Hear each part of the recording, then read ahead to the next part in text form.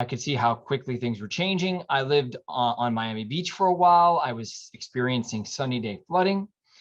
Then I moved to the Palm Beach area, and just looking at my weather maps, I could see just how rapidly, especially the Arctic, was changing and how that was kind of manifesting into extreme weather here in the United States.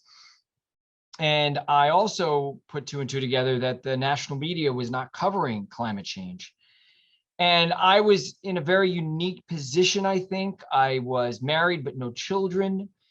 I had an in at CBS News because I had worked for CBS News before that.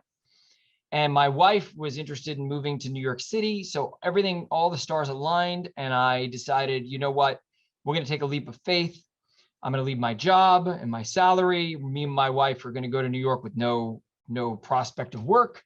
I'm going to get my master's degree in climate from Columbia University. At the same time, I'm going to work my way into the network, probably CBS News, because there was more availability, if you will. Obviously, with Al Roker at NBC and Ginger Z at ABC, there were no jobs open, but CBS did not have a meteorologist.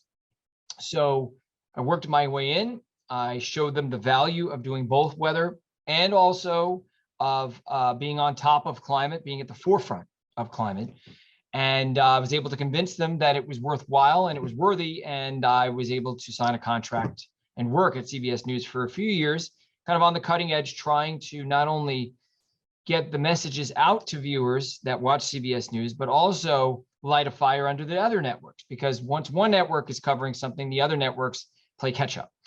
And we did see that. We did, in fact, see that there was some competition that started to come from the other networks, NBC, ABC, and CNN, which CNN had been doing some climate ahead of time.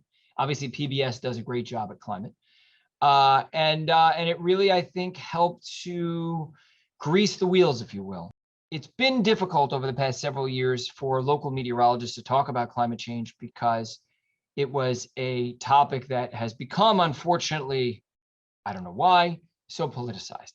And because it's become so politicized, it was potentially taboo and even dangerous for local meteorologists across the country to talk about.